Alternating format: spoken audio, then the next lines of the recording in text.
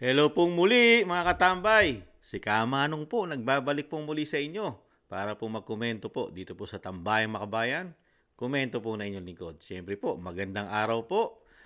Tanghali, hapon, gabi, madaling araw po mga katambay. Saan man sulok po ng mundo tayo nandun, mga kababayan, mga kabayan. Sana po nasa mabuti po tayong kalagayan. Ito po, umpisahan na po natin. Umpisahan na po natin ang ating talakayan, komento. Dito po sa walang katapusan, mga katambay. Buhay na buhay, mga katambay. Lalo po ang sinasabi daw po ng ating mga kababayan. Yung sinasabi daw po na pambansang saging, mga katambay. Yung sinasabing reyna raw po. Reyna ng mga saba, mga katambay. Totoo kaya ito na binansagang saba queen? Ay buhay na naman po, mga katambay. At talagang isa po sa umuusig ngayon sa sinasabi po na EJK o War on Drugs ng dating administrasyon na si dating Pangulong Duterte, mga katambay, si PRRD. Ito po, talagang itong sinasabi po HUADCOM o Quadcom Committee, mga katambay, hindi na po presidente ang ating dating presidente Duterte. Hindi na po siya presidente ngayon, pero talagang gamit na gamit po sa pamumulitika. Malapit na po kasi ang politika, mga katambay. At ito daw pong binansagan daw po na sa Bakwin ay tumatakbo po ito sa pagiging party list at kailangan po magamit yata ang pamilya Duterte dahil po kailangan ng napakaraming exposure, mga katambay. Libreng exposure para po makakuha po ng boto sa taong bayan. Pero kukomentuhan po natin kung karapat dapat po itong paniwalaan ng taong bayan. Ito pong sinasabi po nilang mga kinukuha nilang mga testigo dito po sa committee ng Quad Committee, mga katambay. Kapani-paniwala po ba ito? May karapatan po ba ito? May credential po ba ito na paniwalaan ng mga Pilipino? O ang maniniwala lang po ay mga congressman ng committee ng Quad Committee? Sila lang po ang naniniwala kaya rito? Mahigit 100 milyon po ang Pilipino. Naniniwala po na kaya ang majority nito? At syempre po, ang mga botante po, hindi na po tayo bababa sa 50 million o 40 million pataas, mga katambay. Naniniwala po ba kaya ang mga botante sa ginagawa ng Quad Committee? Pakinggan po natin ang kaganapan dahil nga po, hindi po dumalo ang dating presidente dahil napakatalino po nito. Kayang-kaya po silang laruin ng napakagaling na presidente, napakagaling na abogado, napakagaling na huwes, mga katambay, lalo sa batas. Alam na alam ng dating Pangulong Duterte ang tamang proseso ng pagsagot. Katulad po nitong binibintang nila na isang damukal daw po ang namatay sa war on drugs. Magtatatlong taon na pong hindi presidente ang dating Pangulong Duterte, pero hanggang ngayon hindi pa rin nila dinadala sa korte ng Pilipinas, mga katambay. Bakit kaya? Bakit? Dahil kailangan munang gamitin, lalong-lalo sa demolition job. Dahil sa anak na si Vice President Sara Duterte, na siyempre po, magiging tinik nila ito pag ito'y naging presidente, mga katambay. Dahil ito'y may mga issue ng droga ito. Magandang komentuhan ito. Pakinggan muna natin ang balita, mga katambay.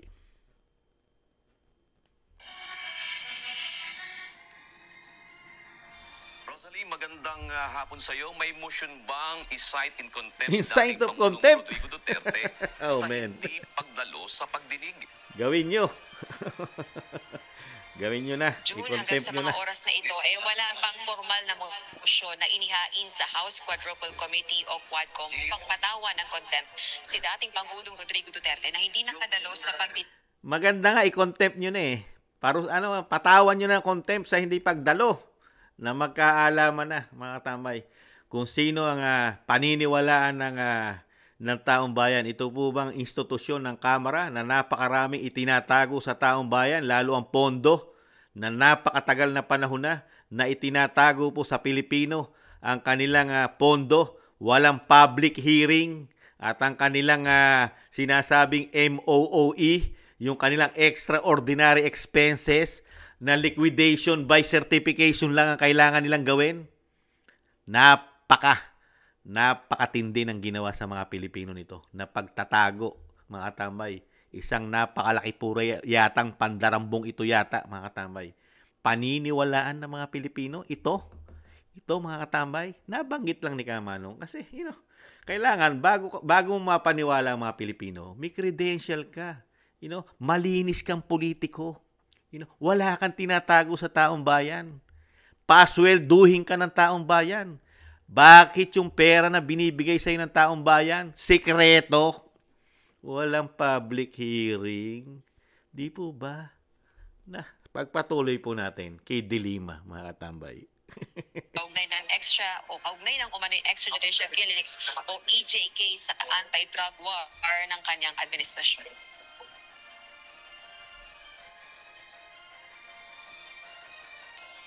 8 taon nang nakalipas, muling humarap sa isang pagdinig ng Kamara ang dating Senadora at Justice Secretary na si Leila de Lima. Subalit hindi tulad noon na ang topic ng inquiry ay ang bilibid drug trade, kung saan siyang isinasangkot sa kontrobersya. Pinuri ng dating mambabatas ang layo ng House Quadruple Committee o Quadcom, partikular na ang pagbusisi sa umano'y extrajudicial killings o EJK sa anti-drug war ng Duterte administration. Anya, tinangkari ni de Lima na kondenahin ang drug campaign noon. Subalit matagal na yung ginagawang issue ni Leila de Lima, di ba? Ni dating senadora. Mayor pa lang po, tumatakbo pa lang po presidente yan. Sinampahan na po yan ng mga napakaraming investigasyon, di ba? Yung EJK sa Davao, naghukay pa na naghukay yan nung Chief Justice siya, di ba? Nung DOJ Secretary siya, di ba? Naging DOJ Secretary po yan eh. Naghukay po na naghukay yan. Di ba? Napakarami po hinukay yan. Pero wala pong napatunayan nung mga panahon na yon. Ito, nagpapatotoo na naman po mga katambay. Nagpapatotoo naman ang napakalinis na senadora. Napakalinis na pagkatao ng dating senadora. Ubod ng linis. Walang bahid na issue. Wala. Kaya masarap po itong pag-usapan mga katambay. walang nakinig sa kanya. Sobrang nakakalungkot na ngayon lamang nagkaroon ng napaka-komprehensibong pagtalakay ang Kamara de Representante sa drug war at mga EJK. Kami rin Senadora, nalulungkot din po kami nung malaman namin nung mga panahon na DOJ Secretary po kayo. Lagana po ang droga, lalo sa kulungan. Nalulungkot po kami na malaman, meron po isang sekretary ng DOJ, pinabayaan ng kulungan na magkaroon ng gawaan ng droga. Dating senadora, ginagawa niyo pong tangang mga Pilipino at bobo na nakalimutan na namin yung mga natuklasan po nung mga panahon ninyo. Nasaan na po? Paano po? Pati po mga nakakulong doon, mga drug lord, ang gaganda ng buhay. Ang gaganda ng kubol. Air condition, senadora, dating DOJ secretary. Di po ba? Paano na po? Kamusta na po? Yung mga issue nyo po. Di po ba? Lalong-lalo na kay JB Sebastian. Senadora, dating senadora. Si JB Sebastian. Kamusta na po kaya issue nyo ron? Di ba? Kay Ronnie Dayan. Di po ba inamin nyo yon? Nakalaguyo nyo sa kabila ng pamilyadong tao yon. At paano na rin po yung sumikat? Yung sikat na si Junel. Junel? Paano po yon? Napakalinis. Napakalinis ang issue pagdating sa war on drugs, sa drugs. Samantalang nung panahon po nila yata, lumaganap, nagkaroon ng narco, politics ang bansa. Pati po yata kayo, nagtatanong ang taong bayan at si Kamanong, lumaganap sa kulungan. Kayo po ang pinaka-commander-in-chief doon, DOJ Secretary. Di ba? Nakakalungkot mga tamay. Parang kailan lang. Para bang nakalimutan na natin ang history na pagiging involved, sangkot, mismo si Kerwin, nagpatotoo yan. Di ba? Nakulong po yung mga yan dahil sa sangkot sa droga. Napakarami po nagpatotoo. Yung iba po, patay na. Patay na po yata si Sebastian, mga katamay, si JB Sebastian. Ewan natin kung patay na si Jonel. Pero I think, buhay pa si Ronnie Dayan. Nakalaya pa yan Kaya, kung lalagyan natin ng logic ito mga katambay, bakit po ito nakalaya? Bakit? Ito na po. Logic. Komento ni Kamanong, kaya ito nakalaya dahil ginagamit po ito ngayon. Gamit na gamit. Para po doon sa sinasabing demolition job. Pamumulitika. Nakalaya. Nalinis ang pangalan. Mga katambay, halos lahat nalinis sa bagong Pilipinas. Di ba? Bakit kaya? Dahil, mas kinakatigan po kaya ngayon? Nagtatanong si Kamanong, ang mga taong involved sa droga, basta may issue ka ng droga, katulad po nung mayor sa Iloilo, sinasabi niya, wala siyang kasalanan, idinawit lang siya. Kung wala kang kasalanan, bakit ka nagtago ng 7 taon? Mayor ka, napakalakas, may power ka, may power ang pinsan mo. Pinsan po ng isang senador yon. I think, dating senador Drilon, nung mga panahon na yun, senador pa yon. Diba? Kung talagang hindi kayo involved, bakit ka matatakot? Wala naman po pinapatay ang dating Pangulong Duterte, lalo kung ito'y hinihiring sa korte. Ang namamatay, yung mga lumalaban, kisa mga pulis ang mapatay, di po ba? Nakakalungkot po. Para po nga binibilog po ang ulo natin ng isang dating senadora, dating DOJ secretary. Binibilog tayo at pinaniniwala tayo na parang nung panahon niya ay walang droga. Malinis na malinis, walang EJK. Isang damo ka lang randing in tandem nung mga panahon na yon. Sa panahon po ni Pinoy Jr., di ba? Ang mga adiktos ng gagahasa, pumapatay, napakaraming kriminal. Nasaan na yung sinasabing EJK? Pagdating po sa mga kriminal, may EJK. Pagdating sa normal na tao, wala. Wala kayong yaw-yaw. Anong klaseng gobyerno meron tayo? Mas kinakatigan ng mga involved sa droga yata. Mga kriminal, mga drug lord, involved sa droga. Sila pa ngayon ang sikat na sikat sa ating bansa.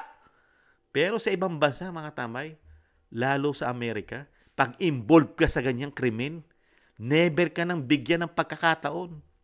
Hindi ka na makakabalik, lalo sa pwesto.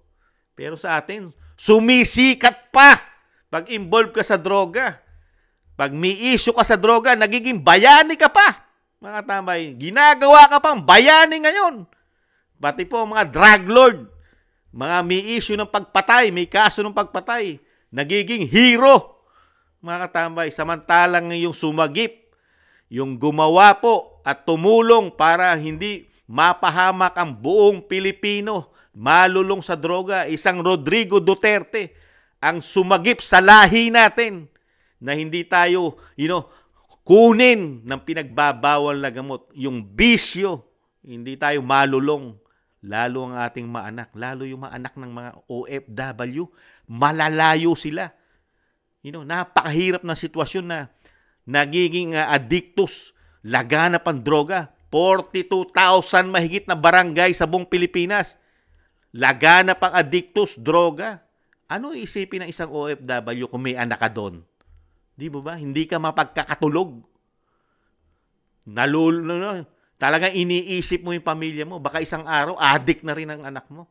Di ba? Samantalang sinagip ni dating Pangulong Duterte yung kalagayan ng bansa na natuklasan po ni dating Pangulong Duterte. Pati kulungan, Muntinlupa. May pabrika ng droga at napakaraming nagpatotoo. Kasi mismo yung tinalaga niya ron na maging hepe, di ba? Kasama si DJ Bantag na nagka-problema na ngayon. Nakita po nila ang sitwasyon ng Muntinlupa, di ba? Sa panahon po nila yan. Pero ngayon, sa panahon po ng Quad Committee, napakatindi na po. Sila na po ang bayani ngayon. Hero! Mga katambay. Yung nagbigay ng napakalaking problema sa bansa. Dinala tayo sa bansa na gustong maging narco-politics sa droga. Mga katambay, matindi. Hindi man lang nila tanungin ang mga Pilipino. Ano ang masasabi ng mga Pilipino? Ano ang damdamin ng mga Pilipino sa ginawa ni dating Pangulo Duterte? Masaya ba ang mga Pilipino? Nagustuhan ba ng mga Pilipino ang drug war? War on drugs? Bakit ang tatanungin natin si dating Senadora Leila de Lima, si dating DOJ Secretary de Lima? Bakit siya lang? Bakit si Kerwin lang? At yung mga involved pa riyan na mga nasa kulungan, bakit sila lang ang tinatanong ng mga kongreso? Di po ba? At isang damukal na araw na lumipas sa atin, magtatatlong taon na. Nananatili pa rin ang usapin ng war on drugs sa kongreso. Wala sa korte. Isip-isip po tayo mga kababayan. Tatakbo po ito. Party list, mga katambay. Sangkot sa droga, nakulong sa droga. Pero ngayon, bayani, hero. Talagang pinagmamalaki pa yata, di umano ng mga quad committee, mga katambay, itong dating DOJ Secretary. Na talagang may mga issue, pati sa kanyang personal na pagkatao. May issue ito sa lalaki. Di umano. At napakaraming hawak na video.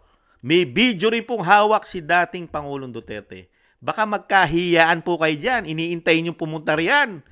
Baka dalhin ni dating Pangulong Duterte yung video nyo. Meron po yata kayong X-rated video na hawak. May hawak po si dating Pangulo. Nandidiri pa nga sa inyo. Nung mapanood po yata. Di po ba? Dirin-diri sa inyo ang dating Pangulong Duterte nung mapanood po niya yata yung mga video nyo. Yung mga X-rated, mga tambay. Pero ngayon, napakalinis po. Kilinis-linis ng pananalita. Pinaniniwalaan po. At pati yung mga congressman sa Quad Committee, bilib na bilib po sa war on drugs nung panahon ni dating Pangulong Duterte. Lalo-lalo po yung barbers. Talaga, pinagmamalaki niya yan. Pero ngayon, biglang nabago po ang ihip ng hangin. Magkano kaya? Nagtatanong na si Kamanong, magkano kaya? Magkano kaya? Basta tamang presyo? Ganun po ba? Kaya ito na po yata yung kabayaran, mga tambay. Kabayaran sa paglaya po yata. Sa paglaya, nakalaya, naabsuelto kaso, di ba? Ito na yon. Dito na gagawin yung sinasabing, ito na ang usapan. Ikaw na gagawin naming attack dog yata, mga tambay. Dito po natin. Pagkatapos ng tumambak ang libo-libong bangkay na naging biktima ng drug war. Libo-libo! Siniraan nyo lang. Libo-libo!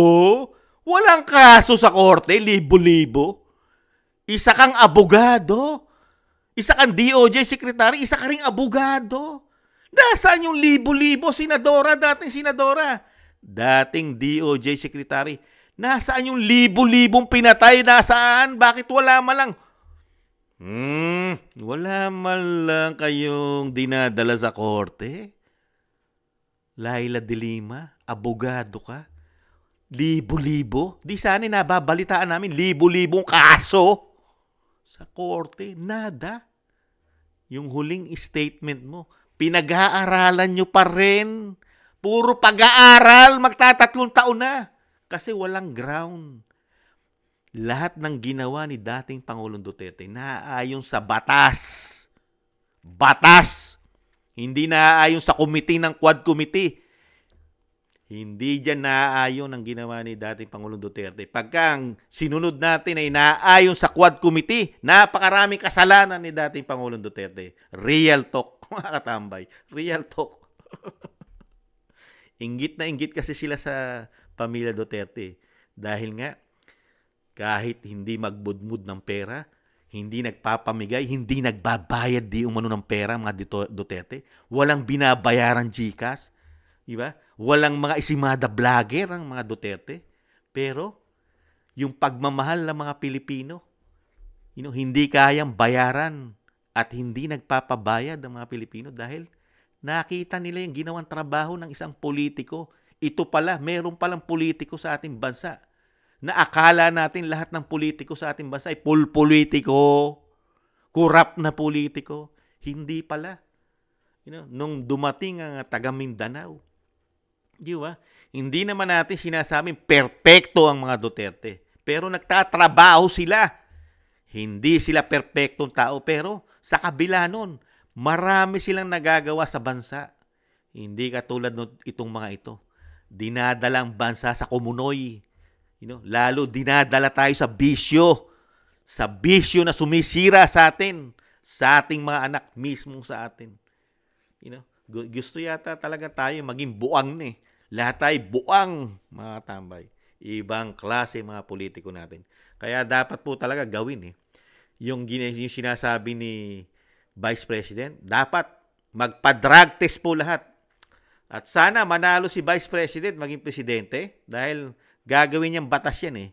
Yung ginagawa ni Pulong na batas na hinaharang po nila, hinaharang nila yan eh. Yung batas na gustong isulong ni Pulong na maging batas na ang drug test sa mga politiko na every 3 months, hinaharang po yan eh. Dahil hindi makakapasa yan. Pero pag naging Pangulo ang Sara Duterte, pasado yan mga tambay. At gusto rin mangyari ni Kamanong yung sana matupad. Gumawa rin po ng isang committee na independent body, hindi COA, na tututok po sa mga pondo ng congressman at senador. Sila po ang mag-o-audit, independent. Yung ang mismo, hindi sila ang gagawa ng budget nito. Kasi kontrolado nila ang COA saka Supreme Court kasi sa kanila. Sila naghihimay ng budget, ang Kongreso.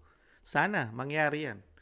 Merong buuing committee o isang independent body ang pag naging Pangulo ang Sara Duterte. Unahin po, napakalalaki po yata ang korupsyon ang nahandyan sa institusyon ng Senado at Kamara, mga tambay. Kasi MOOE lang, MOOE, mga tambay, extraordinary expenses.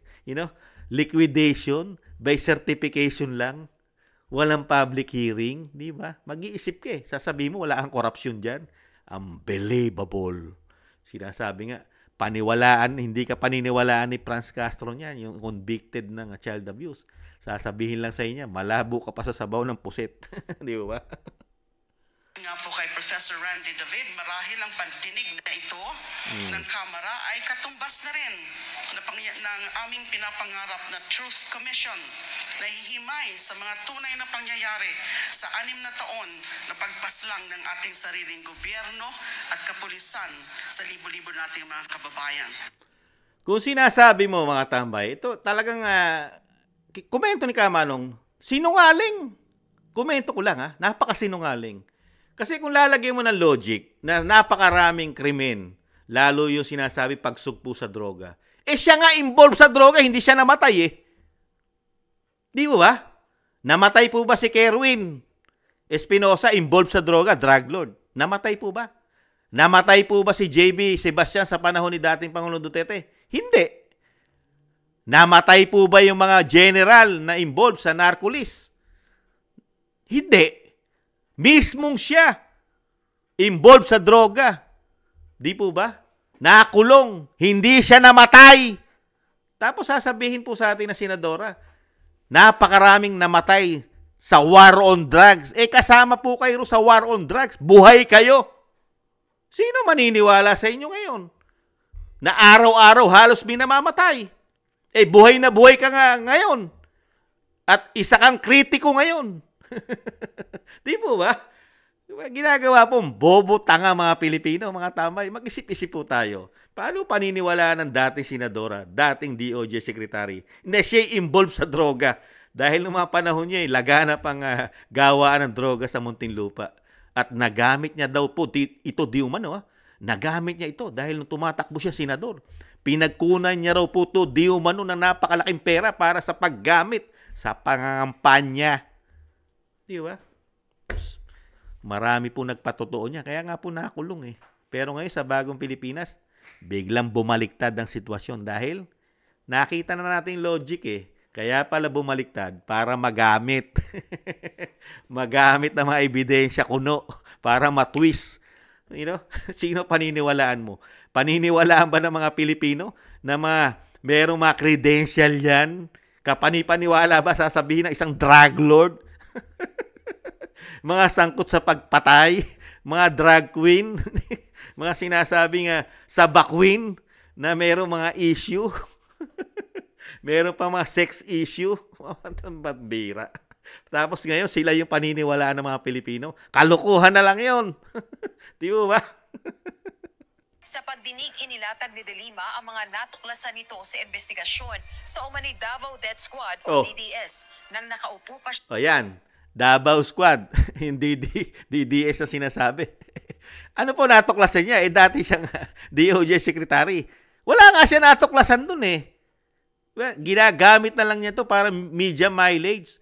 Pinasasama niya na mismo siya, wala siyang napatunayan. Wala nga hatol lang Korte Suprema dyan o ating korte, hukuman.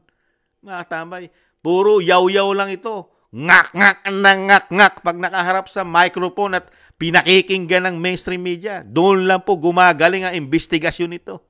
Pero pagdating sa mga ebidensya, nada. Ebidensya, nada. Pinagaganda mo lang ang sitwasyon dahil nakaharap ka sa media. Doon ka lang nagbibigay ng hatol. Hinahatulan mo na. Wala ka na maebidensya. Kaya hindi na po bobo tanga mga Pilipino ngayon. Dating senadora, dating DOJ Secretary. Alam po ng Pilipino ang history nyo. At laganap na laganap pa sa YouTube ang history nyo. Hindi pa nabubura sa YouTube. Yung mga sinabi po ni JB Sebastian, di ba? Ni Jonel, ni Ronnie Dayan, di ba? Hindi pa nawawala sa YouTube yan. Pati yung mga issue nyo sa personal life nyo, di ba? Yung mga hawak na video ni dating Pangulong Duterte. Yung inyong mga X-rated video. Di ba?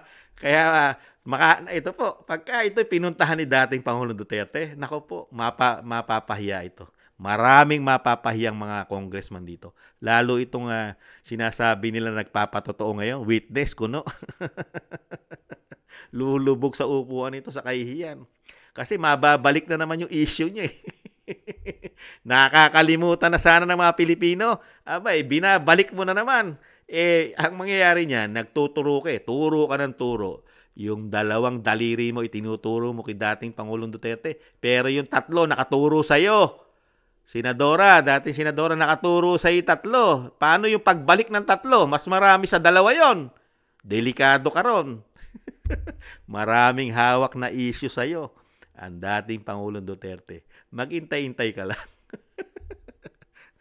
Chairperson ng Commission on Human Rights noong 2009. Kinumpirma umano ito sa affidavits ni na Edgar Matubato at Arturo Lascania sa Senate inquiry noong 2016 at 2017. Ay, nako. Kabilang sa findings ang reward system na ipinatutupad na noon sa Davao City ng alkalde pa si dating Pangulong Rodrigo Duterte. Nahahatian niya sa dalawang period ang kasaysayan ng DDS mula taong 1988 hanggang 1998 at mula taong 2001 hanggang 2016. Si Duterte na alkalde noon ng Davao City o si MRRD ang pinakamataas na pinuno at mastermind umano ng DDS na tinatawag noong Supermat. According to a Tingnan mo mga tambay, binabalik niya pa. Nung panahon ay siya'y nanunungkulang bilang DOJ Secretary. Binabalik niya sila. Panahon nila yun eh. Di ba? Nung bago mag-2016, bago mag-2010, Pangulo na po 2010 ang Aquino Jr. Sila na po yun. Napakarami niya palang issue.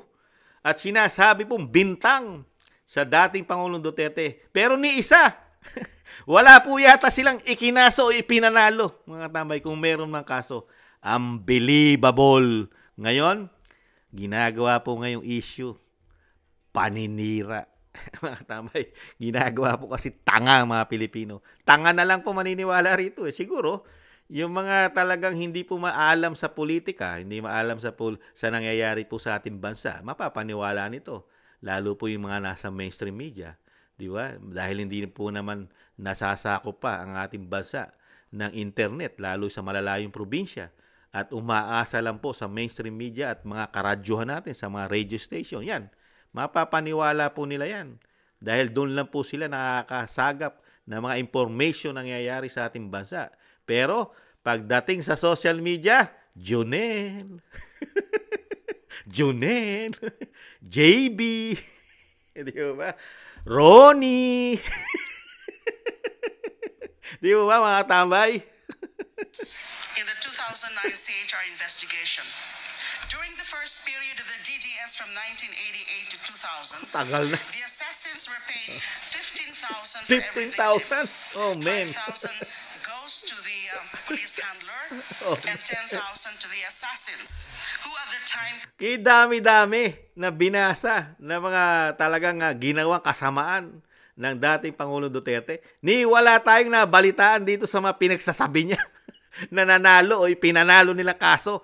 Puro abogado ito. Magagaling na abogado ito. Itong grupo nito. Kasama pa dito yung isang dating senador na tumakbong talo rin. Di ba? Yung sinasabi po daw nila attorney na ano ba yun? Yung medyo malaki yung tit. Kalimutan ko pangalan nun eh. Yeah, bumabati ko siya. Pati grupo ng Makabayang Black ha. Yung grupo ng Makabayang Black, marami rin binibintang dyan. Pero ang nangyari po, sila pa ang nahatulan ng korte. Yung pinagbibintangan nilang mamamatay tao, maraming pinapatay, di ba? Pati ang grupo ng Makabayang Black. Sila yung nahatulan ng korte. Convicted ng child abuse. Si Franz Castro. Kaya nga sinasabi ko mga tamay, pag nagturo ka na nagturo, 2 daliri mo lang, yung 3 nasa iyo. Kaya bumabalik sa kanila dahil sila yung mga merong maraming problemang issue na kinaharap sa mga Pilipino. Kaya lang po nalilinis sila dahil nga nagagamit po kung sino po ang nakaupo. Lalo kung may intention itong gamitin. Lalo sa pamumulitika dahil may ambisyon po yata. Lalong-lalo yung pumuputok po na sinabi ni Vice President na ambisyoso po. Gusto po yata maging Prime Minister o maging Pangulo ng bansa. Kaya kailangan isang pamilya lang po ang dapat gibain. Dahil isang pamilya lang ang politika. Pagdating sa politika, mga politiko, isang pamilya lang po pinagkakatiwalaan ng mga Pilipino. Karamihan ng mga Pilipino. Kaya ito dapat ay pabagsakin. Dahil kung hindi nila mapapabagsak, yung kanilang mga ambisyon hindi matutupad. Real talk. Di ba? Kaya ito, nagamit. Nilinis ang pagkatao ng isang dating DOJ secretary, dating senadora. Nilinis, tapos ngayon, yumayaw-yaw. Tambay. Dahil dito sa sinasabing utang na loob. Kailangan ka magbayad ng utang na loob kung sinong administrasyon na naglinis sa pangalan mo. Real talk. consisted of rebel returnees aside from the active duty policemen who were their handlers. After the summary execution of targeted victims, the DDS members would regroup at their safe house and divide the reward. Tigilan na natin mga tambay. Nako. Sisikat lang ng husto. Alam na po natin ang credential ng isang dating DOJ secretary. Alam na natin ang history ng dating senadora Leila de Lima, mga katambay. Mga katambay.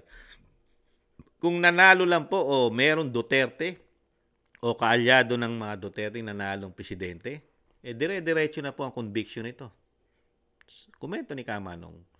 Dahil nga po napakarami po nagpatotoo rito, mga katambay, di ba? Napakarami dito sa senadora na talagang nagamit po niya di umano ang kulungan, lalo ang pera ng droga, mga katambay. Di ba? Kasi sinilip din po, sinilip din po ang kayamanan nito noong mga panahon na yon. Na sabi mismo ni dating Pangulong Duterte, kung mismo siya mahihirapan tumakbo at gumastos ng ubod ng laki doon sa kanyang asset, mga katambay. Saka nung mga panahon na yun, laganap kasi ang droga, di ba? Dahil nga nasa narco politics na tayo. No? Narco ang ating bansa. Halos buong Pilipinas, di ba? 42,000 plus barangays, kumbaga sa polluted, kumbaga sa masamang hangin, polluted ka na ng droga. Di ba? Kaya dito mga tambay, moro-moro na lang ito yung ginagawa nila. Talagang hindi pupuntahan ito. Matalino po. Ang ating dating presidente, isang magaling na presidente. Napakagaling na presidente. Napakagaling na abogado. Napakagaling na huwes, mga tambay. Napakagaling pagdating sa batas. Tapos dadaanin lang ni De Lima. Dadaanin lang ng isang Leila de Lima sa kwentong kotsero. Doon niya lang binubulgar yung sinasabi isang damukal na sinasabi niyang bintang bintang kung ano-anong mga pagpatay, kung ano-anong mga anomalya, mga katambay. Pati ang Quadcom na sinasabi, napakarami po nilang nakita na maling ginawa ng dating Pangulong Duterte. Pero wala pong nakikita ang taong bayan na isinampan nyo man lang lahat yan. Isang damukal na yan. Isang damukal na kaso yan. Lalo yung pagpatay na sinasabi nyo na araw-araw may pinapatay. Libo-libo ang pinapatay ayon sa dating senadora. Libo-libo. Lalo daw pag sangkot ka sa droga, mamamatay ka. Pero siya, buhay na buhay. Sangkot din siya sa droga. Kasama ni Kerwin Espinosa. Sangkot. Pero buhay. Sila pa ngayon ang mga testigo. Buhay na buhay. Hindi namatay.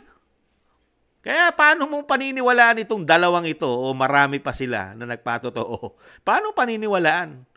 Sila sangkot ay buhay.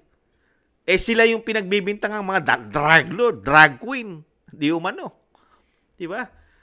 At marami pang bansag, mga tambay. Saka yung sinasabi ko ay babalik ko lang din. Ano ang mukhang iyaharap sa mga Pilipino ito? Malilinis po ba ito? Malinis na tao po ba ito?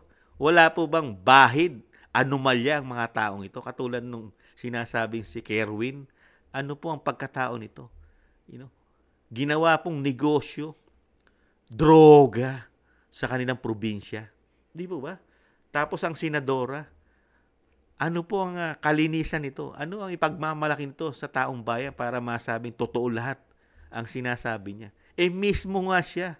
Napakarami nagpatotoo. May namatay na. Di ba?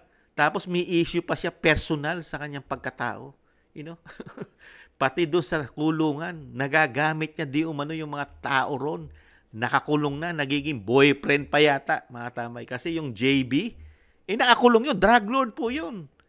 At ginamit niya rin po yun. Napakarami po nagpatotoo. Pati siya.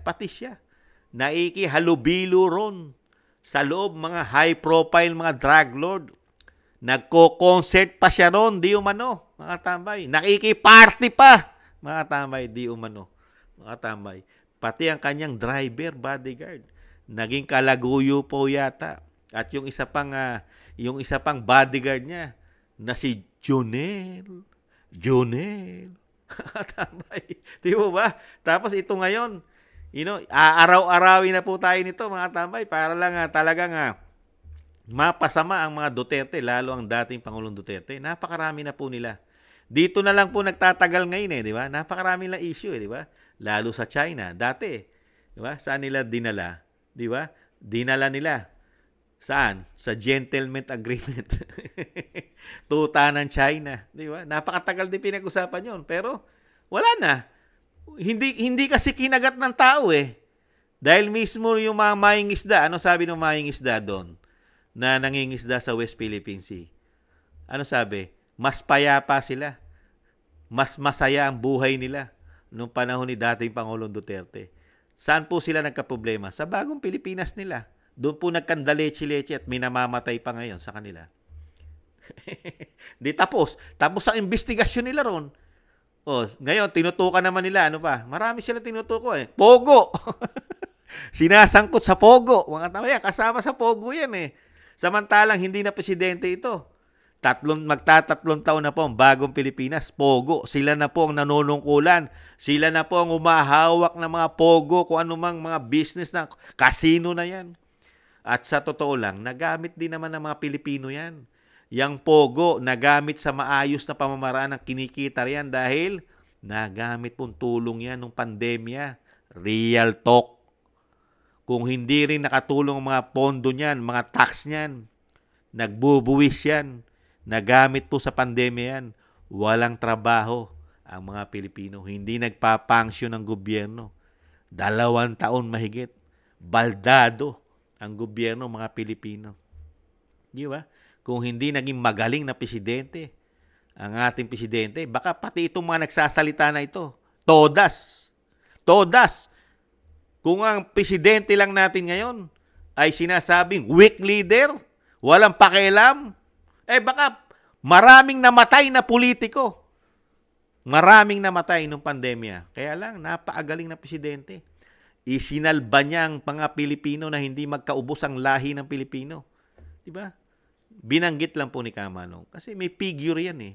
Yung kabutihang ginawa, ibinanggit lang natin, mabuti rin ang ginawa ng dating Pangulo. Yung pag-handle, yung pag-handle niya, paghawak niya, sa pandemya. Di ba? Kaya natin, wala kasing kasi ang mga Pilipino, pagka talagang ang intention mo sa politika, talagang maitim at sinasabing sariling interest, pang sariling interest, talagang hindi ka makakita ng kabutihan yan. Dahil nga puro pang sariling interest mo lang ang iniisip mo. Wala ka na nakikita ng kabutihan sa kapwa politiko mo. Gusto mo ikaw lang. Ikaw lang ang magaling dahil may sarili kang interest. Hindi interest ng mga Pilipino. Ganun po yun eh. Di ba? Real talk. Kaya nga dito po, ano po ang credential? Ano po ang maipagmamalaki ng isang Leila de Lima na naging DOJ Secretary, naging dating senadora sa mga Pilipino? Ang natatandaan lang po ng mga Pilipino sa inyo, dating senadora, yung pagiging mahilig nyo raw po sa saging na saba. At yung history, yung inyong sinasabing sikat na Jonel. At yung pagkakasangkot po ninyo sa droga, lalo po sa kulungan nung kayo'y DOJ Secretary. Yan po ang natatandaang credential nyo, dating Senadora Leila de Lima. Yan po ang natatandaan ng mga Pilipino. At wag nyo na po, pag yan po pinilit po nyo ng pinilit, lalo po kayong malulubog. Lalo po mababalik na naman po ang nakakalimutan na ng mga Pilipino, ang mga pinagagawa nyo, ang isang damukal nyong issue. Di po ba? Mauungkat na naman ang mauungkat yan, dating Senadora Leila de Lima.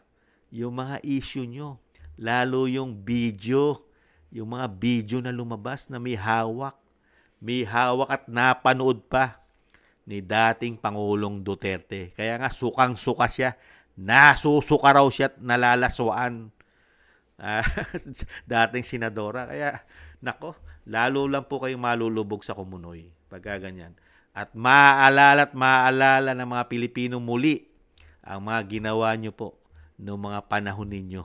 Di po ba mga katamay? Kaya wala na pong maniniwala rito. Kaya lang talagang kailangan nating komentuhan dahil pilit po nilang bine-brainwash. Lalo po yung mga naniniwala pa sa mainstream media na nakakapakinig po rito. Pilit po nilang pinaniniwala na yung mali ay nagiging tama. Di ba? Biruin mo, sangkot ka sa droga, drug lord, pinaniniwala ng Quad Committee na tama itong mga tao na ito. At ang mali, yung nagtrabaho ng maganda, sinalba ang mga Pilipino, lalo ang kabataan. Yun ang pinaniniwala ngayon sa mainstream media na napupunta sa mga probinsyang wala internet. Pinaniniwala na ang mabuting tao ay mga sangkot sa droga. May mga issue ng mga personal. Di po ba? Unbelievable. Only in the Philippines. Only in bagong Pilipinas nila, mga katambay. Kasi hindi mo rin masisi. Talagang dadaling po sa ganyang war on drugs. Kasi mismo ang ating Commander-in-Chief, ang pamilya, ang mga anak daw, sangkot sa droga. Sangkot. At matagal na naghihintay si Cathy Binag para siya'y patawag ng Quad Committee. Walang nagpapatawag ng mga congressman. Buti pa ang dating senadora pinatatawag. Ginagawang witness. Samantalang si Cathy Binag, si Jonathan Morales, isama na natin si Maharlika, walang nagpapatawag. Tambay, bakit kaya? May kinatatakutan? O kaya malaki yata ang bayaran? Hindi kaya? Nagtatanong lang. Kaya bulag sila sa issue pagdating sa issue. Dinadala nila sa war on drugs may issue rin ng droga yung Malacanang. Di ba? Dahil mismo si Cathy Binag napakaraming hawak na USB. Di ba? Nagtatanong lang. Pero yung mismo involved sa droga na nakalaya daw, kinukumbida, kinakausap. Samantalang yung presidente na may issue ng droga, merong testigo, buhay na buhay pa si Cathy Binag, malakas na malakas pa si Jonathan Morales. Wala man lang isang congressman tumayo dyan. Si Pulong nga si Pulong gustong-gustong buksan ni Pulong yan. Kaya lang, alam naman natin sa Kamara, kahit gustong-gusto ni Pulong, pati ang maging batas na ang droga, maging batas ang drug test, hindi naman magagawa ni Pulong yan Dahil ang Kongreso kailangan ng majority. At ang isa pa, kailangan aprubahan ng pinsan. Sino ang pinsan? Speaker. Paano aprubahan niya kung imbestigahan mo yung pinsan? Aba, puprotektahan ko si pinsan. Pinsan ko yan Bakit ka mag-hearing about sa droga yan? Pinsan ko yan. Di ba? Logic lang yan Di ba? Kaya ito mga katambay, ang mapapaniwala na lang nito, yung sinasabi nga ni Kamanong, yung hindi maalam sa history ng dating senadora at dating DOJ secretary. Yun na lang po, yung mga walang internet nasa probinsya. Pero po tayo, mga kababayan ko, mga OFW, sariwang-sariwa pa po sa atin ang history ng dating DOJ secretary at dating senadora Leila de Lima. Jonel, JB, Ronnie. Muli po si Katambay Manong. Maraming salamat po sa naagusto po na ating malit na channel, Tambayang Makabayan sa YouTube at TikTok. At maraming salamat din po sa mga nagla-like, share, and subscribe at sa mga nagko-comment. Thank you po mga katambay. Maraming salamat po. Ingatan nawa po tayong lahat mga katambay. Sa muli po, bye-bye.